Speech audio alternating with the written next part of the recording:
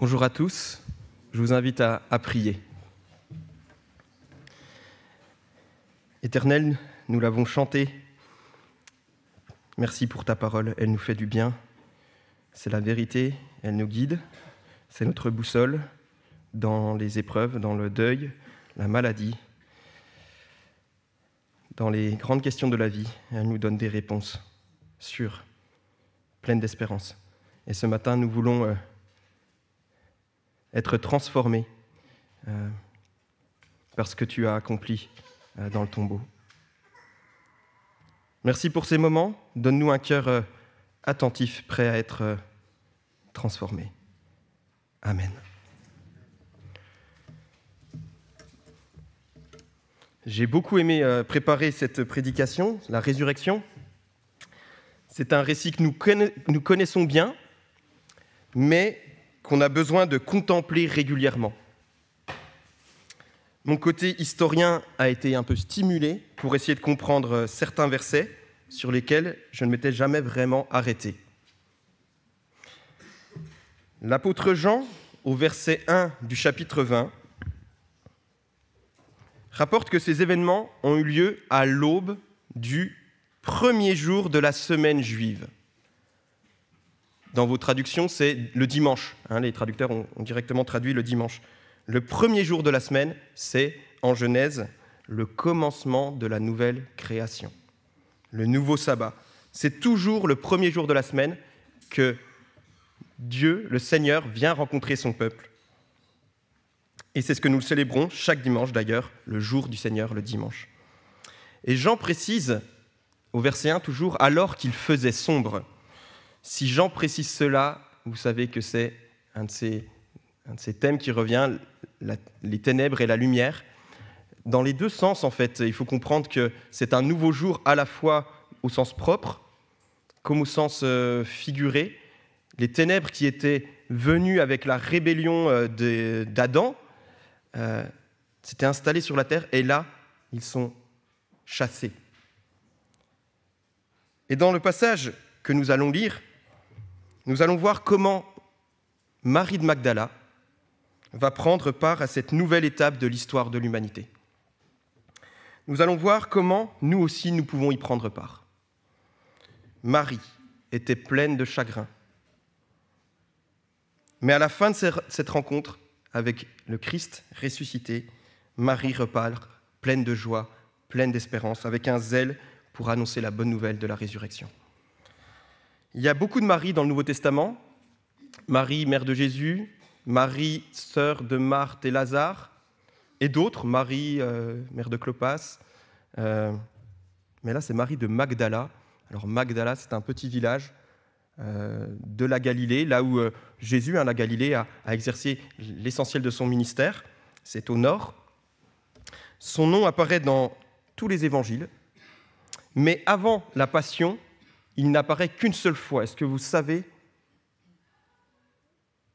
C'est dans l'évangile de Luc, chapitre 8, verset 2. Il est dit, Luc précise que c'est de cette femme de laquelle Jésus a sorti 7 démons. Voilà. Jean 19, 25, le chapitre précédent, précise que Marie a assisté à la crucifixion. Matthieu nous dit au chapitre 27 de son évangile, je cite, « Le soir venu, arriva un homme riche d'Arimathée, du nom de Joseph, qui lui aussi était un disciple de Jésus. Il alla trouver Pilate et demanda le corps de Jésus. Alors Pilate ordonna de lui remettre. Joseph prit le corps, l'enveloppa dans un drap de lin pur et le déposa dans un tombeau neuf qu'il s'était fait creuser dans la roche. Puis il roula une grande pierre à l'entrée du tombeau et s'en alla. Marie de Magdala et l'autre Marie étaient là, assises vis-à-vis du tombeau. » Voilà, ça c'est Matthieu, chapitre 27. Et j'ai intitulé ce message « Christ ressuscité, vie transformée ». Je prie que cette transformation de la tristesse à la joie, du désespoir à l'espérance, nous soit accordée à chacun de nous ce matin. Paul écrit « Si Christ n'est pas ressuscité, alors notre prédication est vide et notre foi aussi. » Et je voudrais qu'on ait cet enjeu à l'esprit en parcourant le récit que Jean nous fait de la résurrection de Jésus. Lisons ensemble Jean 20, les 18 premiers versets.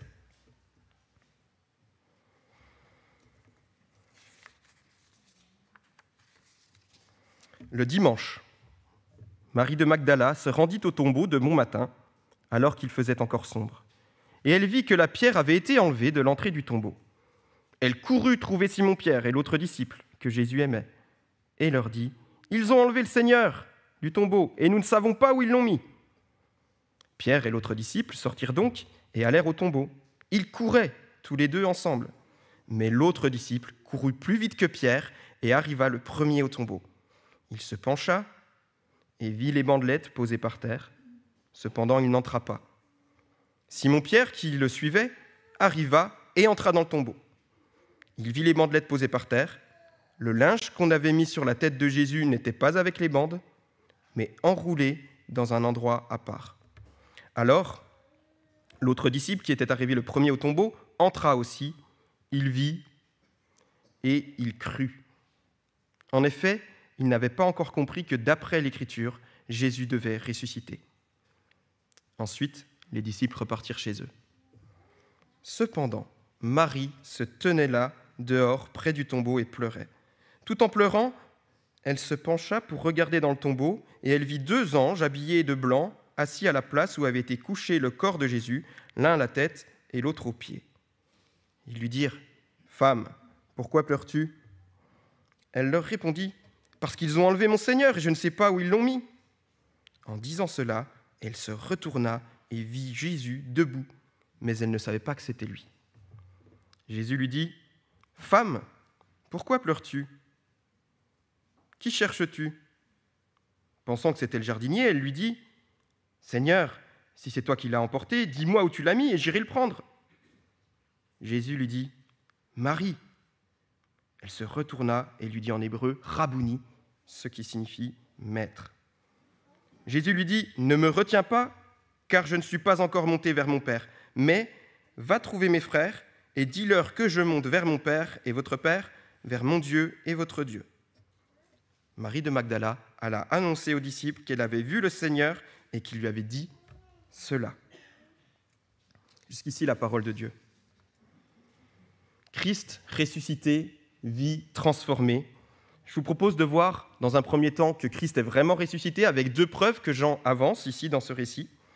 Puis nous verrons dans un deuxième temps en quoi la rencontre avec Christ a transformé Marie. Versets 11 à 18. Donc premièrement, Jésus est vraiment ressuscité, 2 preuves. Nous pouvons donner plein d'arguments de la résurrection, mais Jean, dans son évangile, en donne 2 principaux. 2 preuves principales. La première, la pierre est enlevée et le tombeau est vide.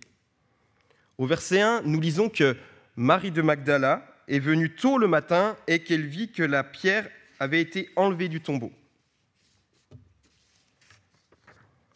Alors, une petite page d'histoire. Première page d'histoire, il faut savoir que certains tombeaux étaient en fait des grottes creusées dans la roche et que ça nécessitait plusieurs jours de travail pour des ouvriers de creuser, d'aménager ces rochers. Et donc que ce n'était pas donné à tout le monde de pouvoir être enseveli de la sorte. C'était seulement pour les plus riches. Vous voyez qu'il y a une rigole sur la gauche et que la pierre, en fait, descendait comme ça, on la poussait. Il ne fallait pas être si nombreux que ça. Et ça obstruait l'entrée du tombeau. Et pour, par contre, la ressortir, donc 1 an plus tard, en général, les Juifs enlevaient la pierre, roulaient la pierre, et venaient récupérer les ossements pour les mettre dans un ossuaire, et ensuite le tombeau pouvait resservir pour la famille. Mais la plupart des Juifs, en fait, se faisaient enterrer comme nous, 2 mètres sous terre. Voilà. Donc les autorités juives, qui avaient peur que les disciples ou des Juifs viennent récupérer le corps de Jésus et qui disent qu'il était ressuscité, avaient demandé aux Romains de placer une garde, et ils avaient aussi fait sceller l'entrée du tombeau. Donc la pierre était impossible à enlever. Et dans l'évangile de Matthieu, au chapitre 28, nous lisons que l'ange a roulé la pierre. Et il ne l'a pas fait pour que Jésus sorte du tombeau. Non, il l'a fait pour que les disciples puissent constater que le tombeau était vide. Donc non seulement le tombeau, la pierre a été roulée, mais le tombeau est vide. Et lorsque Marie de Magdala a vu la pierre rouler, elle s'est dit, c'est comme les Écritures l'avaient annoncé, Jésus est ressuscité. Mais non, c'est pas ça. Non, elle a une réaction comme nous, je pense, nous l'aurions eue. Ils ont enlevé le corps, en fait. Et je pense que nous aurions tiré la même conclusion que Marie et les femmes qui l'accompagnaient. Il y a le « nous », elle n'est pas toute seule, mais Jean met l'accent sur Marie de Magdala. En effet, il est impossible que quelqu'un qui ait été mort pendant 3 jours, crucifié, revive 3 jours plus tard. Le concept de la résurrection n'existait pas dans le monde gréco-romain. Chez les Juifs, un petit peu, mais c'était pour l'au-delà, disons. Et donc, c'était quelque chose d'impensable. Donc Marie retourne voir les disciples avec cette hypothèse, l'enlèvement, malveillant ou non. Et en entendant cela, verset 3, regardez, Pierre et Jean, le disciple que Jésus aimait, se précipitent au tombeau. Et Jean, comme pour se rappeler ce souvenir, se souvient qu'il est passé devant Pierre. Et pourquoi Jean nous dit cela ? Est-ce que c'est pour se vanter de sa forme athlétique et adresser une petite pique au vieux Pierre ? Ça paraît quand même bizarre. Ça ne correspondrait pas au style d'un livre aussi profond, aussi poignant, aussi grave qu'est l'Évangile de Jean. Probablement, Jean veut simplement nous donner tous les détails pour montrer qu'il était bien là. Et en donnant quelques détails du contexte, on authentifie le fait qu'on était bien là. Et ça permet aussi aux auditeurs, aux lecteurs, de suivre, d'être là comme s'ils y étaient, en fait, comme s'ils avaient assisté à la scène. La pierre est roulée, mais comme dit le dicton, pierre qui roule, moins vite que Jean. Jean arrive donc le premier au tombeau, mais c'est Pierre qui rentre le premier dans le tombeau. Impétueux comme il constate, il n'hésite pas, c'est lui le premier, et tous deux confirment que le tombeau est vide, que Jésus n'est pas là. Vous savez, devant un tribunal juif, il fallait 2 témoins pour que le témoignage soit recevable. Ça faisait office de preuve. Et là, on a aussi la pierre roulée, le tombeau vide, qui témoignent tous deux de la résurrection corporelle de Jésus d'entre les morts. Mais il y a une deuxième preuve que Jean nous donne ici. Pour envelopper leur mort, les Juifs épongeaient les liquides du cadavre. Ensuite, ils avaient besoin de 4 éléments, dont 3 tissus. Deuxième page d'histoire. J'ai demandé à ChatGPT, je lui ai posé des questions, etc., mais je ne suis pas satisfait du tout. Mais voilà, pour imaginer, il est question dans le texte d'un linge qui recouvrait la tête. Ça s'appelle une mentonnière. Ça permettait de maintenir la mâchoire. C'est le soudarion, ça a donné le mot suaire. Voilà. Il y a aussi, deuxième linge, le linceul que Joseph d'Arimathée avait fourni, une longue pièce de plus de 3 mètres de long qui enveloppait le corps. Et puis après, on mettait des bandelettes, ça c'est aussi dans le texte, des bandelettes pour entourer le tout. Et puis, on ajoutait aussi des aromates. C'est Nicodème ou Joseph d'Arimathée qui a aussi offert les aromates, 30 kilos de myrrhe et d'aloès. Et on les appliquait sur le linceul pour que ça masquait les odeurs. Ça coûtait très cher. Tout le monde ne se faisait pas ensevelir de la sorte. J'ai essayé de comprendre ce qu'avaient vu Pierre et Jean au verset 7. J'ai lu plusieurs versions, j'ai essayé de voir dans le grec, etc. Mais il y a plein de descriptions, de conclusions possibles, en fait. Toujours est-il que Pierre et Jean ont vu quelque chose de significatif. Les bandelettes, la disposition des linges et de la mentonnière leur ont montré que Jésus était ressuscité, que le corps n'était plus là, et que le corps avait traversé ses bandelettes, ses linges. Marie de Magdala avait parlé d'un enlèvement, malveillant ou non. Et si quelqu'un était venu prendre le corps de Jésus pour le déplacer, on voit vraiment mal pourquoi il aurait pris le temps d'enlever toutes les bandelettes, de récupérer le corps ensanglanté, puis de partir comme ça. Parce que ce qui a de la valeur, finalement, c'est les aromates, et puis le linceul qu'on peut laver et revendre. Donc, cette thèse-là est à mettre de côté. Et vous vous souvenez, lorsque Lazare est ressuscité, Lazare avait un corps qui était sujet à la maladie et à la mort. Et Lazare ne pouvait pas passer à travers ses bandelettes. Il a eu besoin que des gens lui retirent ses bandelettes.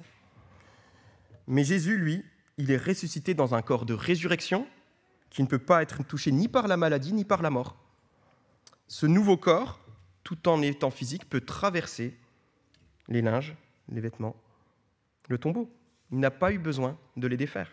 Il est juste passé à travers tout en laissant ses linges intacts. Et plus loin dans ce même chapitre, au verset 26, vous pouvez regarder, ce sera une prochaine fois que nous verrons cela, ce corps peut passer à travers des portes fermées sans les ouvrir. Ce corps peut apparaître à un endroit, puis disparaître. Voilà la réalité de ce qui se passe ici. Et regardez aussi au verset 8.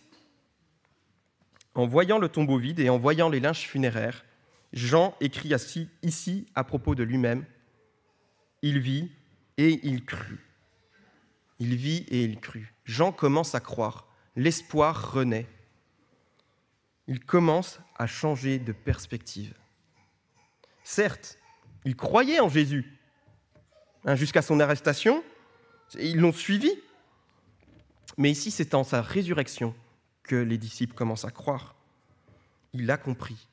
Et nous lisons au verset 9, « Il n'avait pas encore compris que d'après l'Écriture de l'Ancien Testament, Jésus devait ressusciter. » Il n'avait pas encore vu Jésus ressusciter, mais en voyant ce tombeau vide, les linges, la pierre roulée, et en se rappelant des Écritures, Jean en a conclu que Jésus était ressuscité. Le tombeau, c'était un Airbnb loué pour 2 nuits seulement. Ça, enfin, il le comprend, le 3e jour.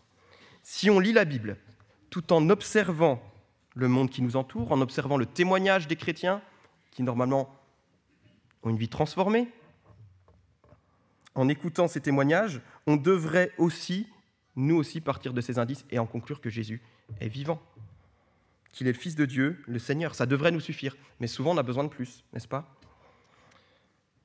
Non par manque de preuves, il y en a suffisamment de preuves en fait, mais par manque de foi dans notre cœur. Et c'est peut-être le cas aussi de Marie de Magdala, aveuglée encore par ses émotions. Alors que Pierre et Jean repartent, Marie, elle, reste là, près du tombeau. Elle est campée sur son hypothèse de départ, l'enlèvement. Et ça nous amène à la deuxième partie. Le Christ ressuscité a transformé Marie de Magdala. La transformation de Marie ne vient pas des preuves, mais de sa rencontre personnelle avec Jésus. Après le départ de Pierre et Jean, Marie est là près du tombeau, elle pleure, c'est devenu une expression commune, Madeleine. Mais cette fois, regardez au verset 11. Elle se penche à son tour pour regarder à l'intérieur du tombeau, et là, elle voit 2 anges qui sont assis à l'endroit où le corps de Jésus avait été posé. Et il semblerait que ces anges n'étaient pas là lorsque Pierre et Jean sont rentrés à l'intérieur du tombeau. Marie ne semble pas reconnaître que ce sont des anges. Elle n'est pas effrayée.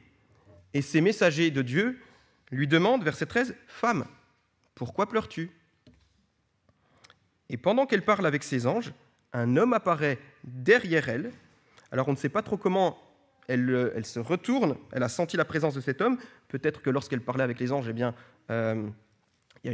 les anges ont été surpris aussi, et elle s'est retournée, je ne sais pas.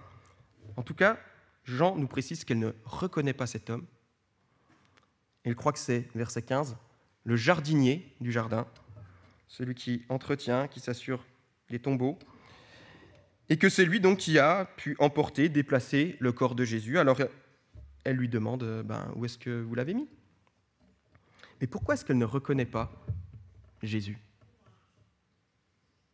Pourtant, elle a vécu plusieurs années à ses côtés. Certes, le corps de Jésus est d'une manière semblable au corps précédent, d'avant sa mort, mais d'un autre côté, il est différent. C'est un corps glorifié, c'est un corps de résurrection. Et imaginez quand même les dernières images que Marie avait enregistrées à propos de Jésus.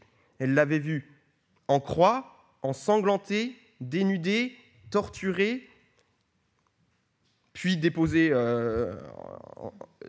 embaumé, puis déposé dans le tombeau. Elle était là.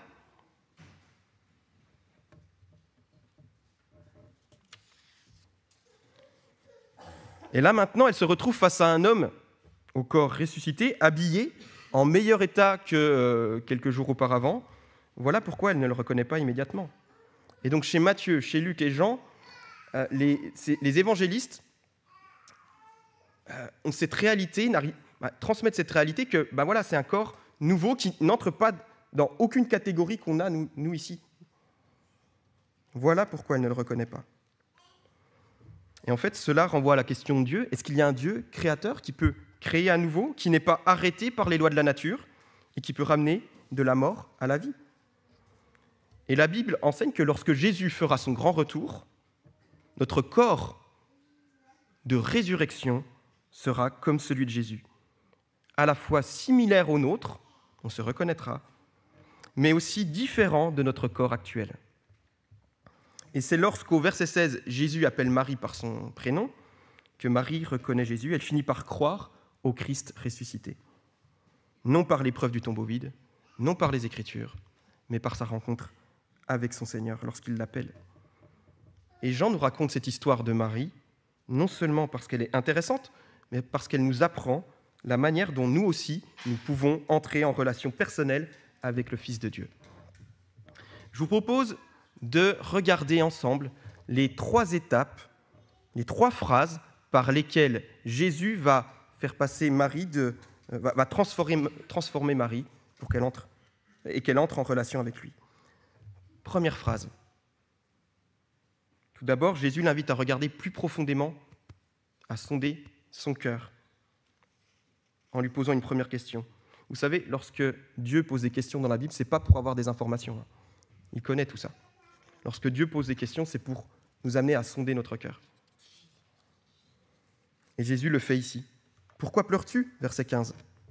C'est la même question que celle des anges. « Pourquoi pleures-tu » Dis-moi un peu plus ce que tu ressens. Sois honnête avec tes émotions.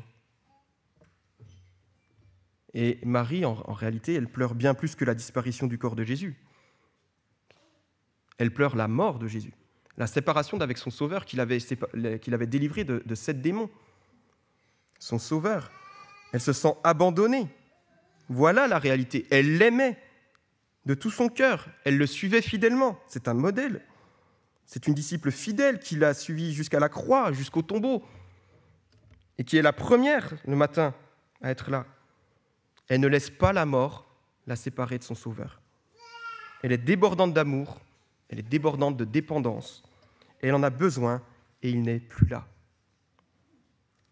C'est la perte d'un être cher, la perte d'une sécurité, c'est ça qui l'a fait pleurer. Et par cette première question, Jésus nous invite à être honnêtes sur nos émotions. Par la deuxième question, il va plus loin, il invite Marie à renoncer à ses propres plans. Qui cherches-tu ? Marie cherchait le cadavre de Jésus, en espérant trouver une espèce de consolation, un certain réconfort. Elle pensait pouvoir, après que des hommes peut-être aient roulé la pierre, pouvoir embaumer le corps, être proche de son Sauveur, une sorte de consolation, un certain réconfort. Mais ça n'aurait pas résolu son problème. Son problème est plus profond. Parce que derrière ce désir de retrouver le corps de Jésus se cache une aspiration plus profonde, celle d'être consolé et de se trouver à nouveau dans la présence de son Seigneur. C'est ce que chacun de nous espère, je le pense, n'est-ce pas ? C'est l'histoire de Marie.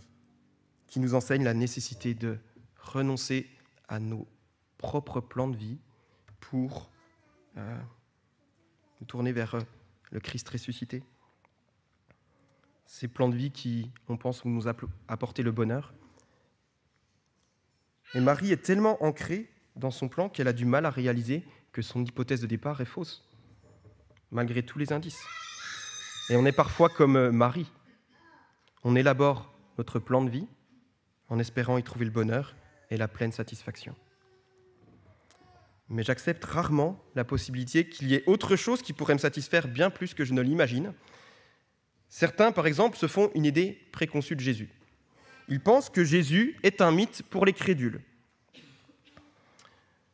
D'autres disent que Jésus, c'est un grand maître à suivre, un grand maître à penser, que nous pouvons admirer, que nous pouvons imiter, du même style que Bouddha, Aristote, Socrate, et plus proche de nous, Gandhi, Martin Luther King. Donc des modèles, des préceptes à imiter.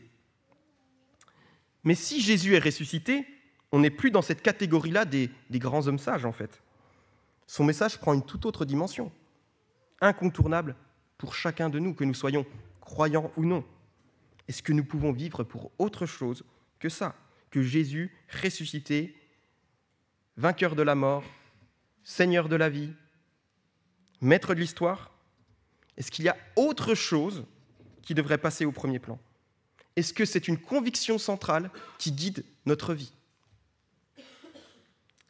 La lecture de ce passage doit questionner. Que cherchez-vous? Qui cherchez-vous? Qu'est-ce qui, selon vous, vous rendra véritablement heureux? Qu'est-ce qui vous comblera, vous apportera la sécurité et la paix? Frères et sœurs, si vous cherchez votre joie, votre paix, votre sécurité, votre bonheur en dehors d'une relation avec Jésus ressuscité, alors vous êtes comme Marie, vous êtes à la recherche d'un cadavre.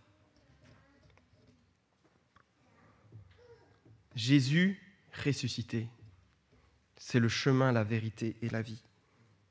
Christ ressuscité, vie transformée, pleine d'espérance. La seule source d'espérance véritable et de joie, c'est la rencontre personnelle avec Jésus le ressuscité. Donc là, on a vu la première chose que nous apprenons de Marie, c'est de sonder nos véritables émotions, nos insatisfactions, nos craintes. La deuxième, c'est de renoncer à notre plan de départ pour nous tourner vers Christ. Et la troisième, c'est d'entendre la voix de Jésus qui nous parle de manière personnelle. Regardez, verset 16, Marie. C'est le déclencheur.